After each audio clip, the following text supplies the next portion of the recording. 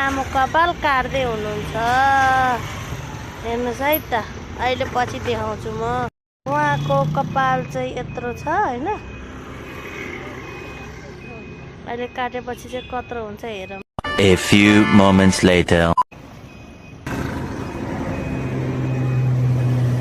Guys कपाल काटी guys, मेरो त मनमा चसक्कै भयो।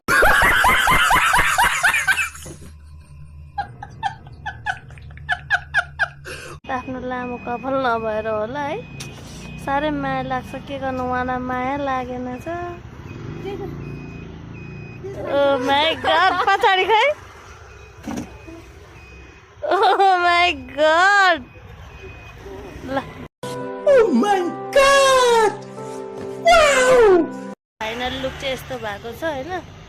यतिको छोटो भएको छ है, यतिको छोटो भएको छ। उहाँले चाहिँ स्टेप स्टेप बनाएर काट्नु भएको छ।